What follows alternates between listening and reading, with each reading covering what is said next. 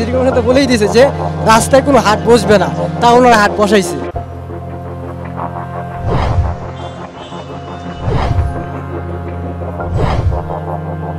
কিছু বলারও নাই, কেউ শোনারও নাই, দেখারও নাই, এটা কি করব? আমরা ভোগান্তি থেকে মুক্তি চাই, এখন কি করার দরকার এটা প্রশাসনই দেখুক। সুপ্রিয় দর্শক, প্রতিদিন বাংলাদেশের পক্ষ থেকে আপনাদের সবাইকে জানাচ্ছি আন্তরিক শুভেচ্ছা ও অভিনন্দন।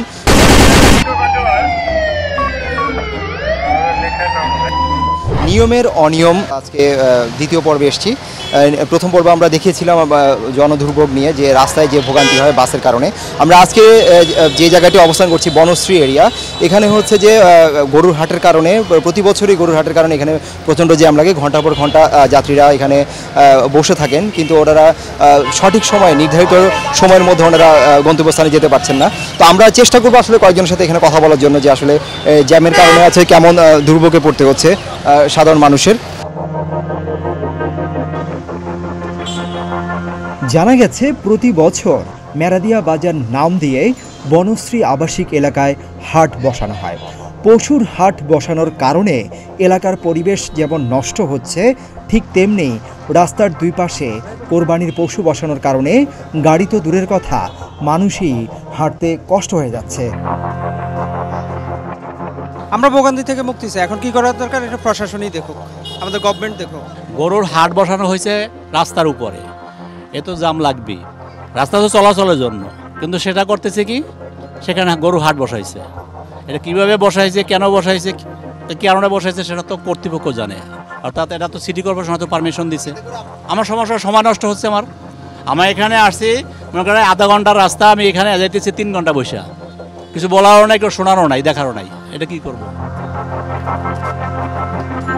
একে তো আবাসিক এলাকার রাস্তা, তার উপর সড়কের উপর ট্রাকে ট্রাকে নামছে পশু, তাই তো কয়েক মিনিটের পথ পাড়ি দিতে লাগছে ঘন্টার পর ঘন্টা। এখানে হাটটা না দিলে বেস্ট হয়। তো রাস্তায় যে মানুষের একটা ভোগান্তি, আমাদের একটা ভোগান্তি। এখান থেকে যে 10 মিনিট রাস্তা আমাদের প্রায় 1.5 থেকে 2 ঘন্টা লাগে। এখানে না দিয়ে ওটা খোলামেলা জায়গায় দেখ, যে পাবলিকে যেটা হরানি, একটা ভোগান্তি। এখানে তো সরকার থেকে তো বলেই দিছে, সিটি কর্পোরেশন তো বলেই দিছে যে রাস্তায় কোনো হাট বসবে না, তা ওনারা হাট বসাইছে। একটা মানুষ যদি অসুস্থ হয়, তাই মানুষটা কেমনে নিবে? তার যে জরুরি সেবা যে নিয়ে যাবে, কেমনে নিবে? তার মানুষের তো সময় তো একটা মূল্য আছে, তাই ঘন্টা বসে থাকতে হচ্ছে না। আপনার জিজ্ঞান প্রত্যেকটা মানুষ একই কথা বলবে। লগে যে ড্রাইভাররা যে ঈদ করবে সামনে, ঈদের জন্য মনে করেন জামের জন্য 2 টাকা ইনকামও করতে পারতেছে না। আমরাও কি করতেছি, আমরা মনে করেন যে 1 টাকা যায় 2 টাকা আমাদের ভাড়া দিতে হচ্ছে।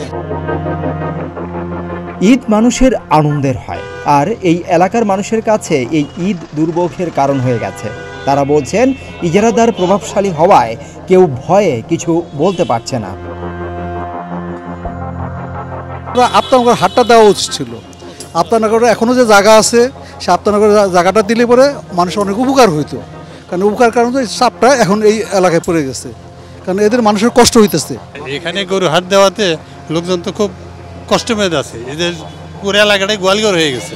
হাটের সময় আমি গাড়ি টাড়ি নিয়ে যখন বেরোচ্ছি, গরুটোর উপর দিয়ে গাড়ি যেতে হচ্ছে, এটা একটা সমস্যা। প্লাস হচ্ছে দুর্গন্ধ তো তৈরি হচ্ছে। আবার যখন ওদের গরুর হাট চলে যাচ্ছে 2 দিন ধরে, তো এটার ডাস্ট আপনাকে পুরো একটা পরিবেশই নষ্ট করতেছে। বাসা থেকে বের হলে গরুর বর্জ্যের দুর্গন্ধ খুব পীড়া দেয়। এই দিনগুলো দুর্বিষহ হয়ে ওঠে এলাকাবাসীর। এ সময় তারা কর্তৃপক্ষের কাছে অনুরোধ জানিয়েছেন আবাসিক এলাকার ভেতর যাতে গরু আর তোলা না হয়। এলাকাবাসীর এমন দুর্ভোগ নিয়ে কাউন্সিলরের সাথে কথা বলতে গেলে তিনি কোনো কথাই বলতে রাজি হননি। সুপ্রিয় দর্শক, আপনারা অবশ্যই এতক্ষণে আপনারা বুঝে গেছেন যে আসলে এই আবাসিক এরিয়ার মধ্যে আসলে গরুর হাট বসানোর কারণে প্রতি বছরই প্রায় এমন দুর্ভোগ পোহাতে হয় সাধারণ মানুষদের।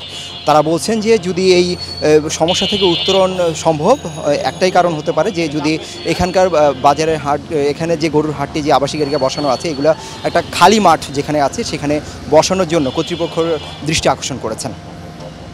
সিদ্দিকুর রহমান রোমন, প্রতিদিনের বাংলাদেশ, বনশ্রী, ঢাকা।